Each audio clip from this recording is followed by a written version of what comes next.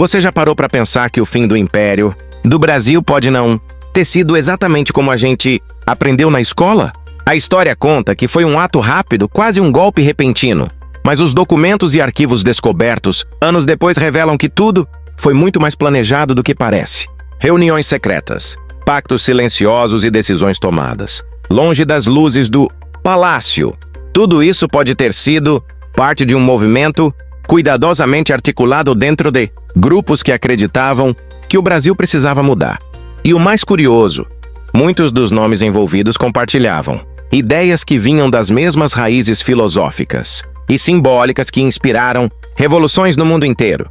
Nesta história, nada foi tão simples, e o que parecia um ato isolado de coragem pode ter sido a peça final de um plano que começou muito antes de 1889. Agora, respira fundo, porque a partir daqui, o dono deste canal vai te contar como tudo realmente aconteceu.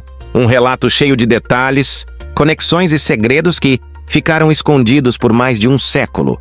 O tipo de história que muda completamente a forma como a gente enxerga o passado do nosso país. Então prepara o fone, apaga as luzes e se concentra, porque o que vem a seguir é o verdadeiro arquivo oculto da queda do Império Brasileiro. Quando a gente fala de Inconfidência Mineira, logo vem à cabeça o nome de Tiradentes, não é? O alferes que virou símbolo da luta pela liberdade contra o domínio português. Mas o que muita gente não sabe é que, por trás dessa história tão conhecida, existiam reuniões secretas, conversas às escondidas e documentos misteriosos que só foram descobertos muito tempo depois. E é justamente aí que a maçonaria entra nesse enredo. Naquela época, século XVIII, as Minas Gerais fervia com ideias de independência. O ouro estava se esgotando, os impostos aumentavam e o povo já não aguentava mais a exploração da coroa portuguesa. Só que os ideais de revolução não surgiram do nada. Eles eram discutidos em rodas fechadas, encontros discretos, onde se falava de liberdade, igualdade e de um Brasil livre das garras de Portugal. Esses encontros, segundo historiadores, tinham uma inspiração muito parecida com os princípios maçônicos, embora a maçonaria oficial, como a gente conhece hoje, ainda estivesse engatinhando no Brasil. Com o tempo, apareceram documentos, cartas e registros que ligavam os inconfidentes a esses ambientes secretos. Papéis que mostravam que eles não estavam apenas reclamando de impostos, mas planejando algo muito maior, uma ruptura histórica. Esses arquivos se tornaram verdadeiros tesouros, porque revelaram que os conspiradores tinham acesso a ideias iluministas que circulavam na Europa e que, de alguma forma, chegaram até eles. Ideias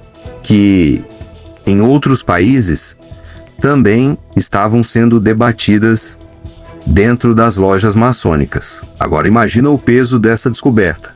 Perceber que a chama da independência brasileira pode ter sido alimentada em reuniões que lembravam os rituais maçônicos. As cartas falavam de liberdade e de uma nova ordem para o Brasil. Isso deu força à teoria de que, mesmo antes da maçonaria estar estruturada por aqui, os ideais que ela carregava já tinham encontrado eco em terras mineiras. E foi justamente essa conexão que deixou muitos pesquisadores intrigados.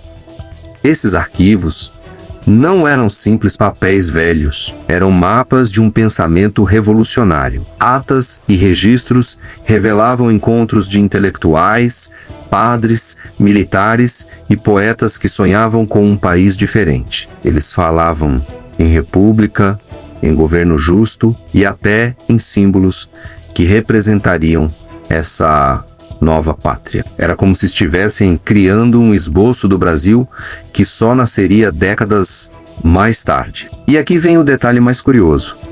Alguns desses documentos tinham expressões e palavras que lembravam muito a linguagem maçônica, como referências à irmandade, segredo e compromisso. Isso fez crescer ainda mais a suspeita de que as ideias maçônicas chegaram por meio de livros e viajantes que vinham da Europa. Ou seja, enquanto o povo mineiro sofria com a cobrança da derrama, menos aquele imposto abusivo, um grupo pequeno já estava escrevendo, em papéis escondidos, um futuro diferente. O impacto desses arquivos foi enorme, porque eles mostraram que a Inconfidência não foi só um ato isolado de rebeldia. Foi, na verdade, um movimento articulado, inspirado em ideias que estavam mudando o mundo inteiro. França, Estados Unidos e até outros países da América já tinham experimentado revoluções. E aqui, no coração de Minas,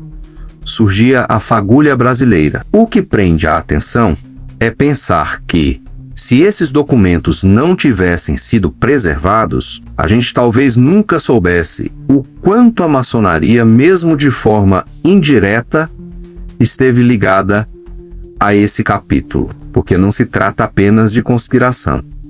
Era filosofia, era visão de mundo, era coragem de sonhar com algo que parecia impossível. E tem mais.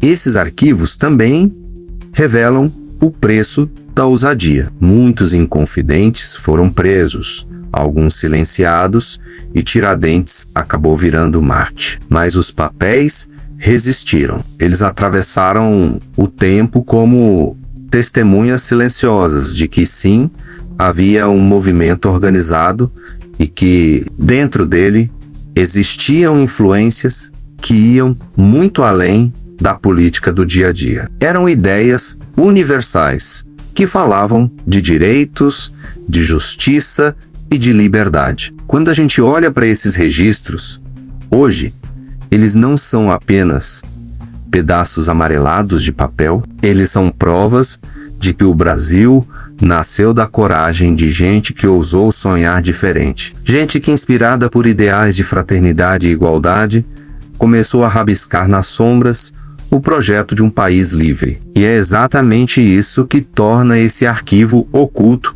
tão fascinante. Ele não só revela os bastidores da Inconfidência Mineira, como também mostra que, mesmo sem alarde, a maçonaria e suas ideias podem ter sido o combustível invisível que acendeu a chama da independência. Uma chama que, apesar das tentativas de apagá-la, continua queimando na nossa história até hoje.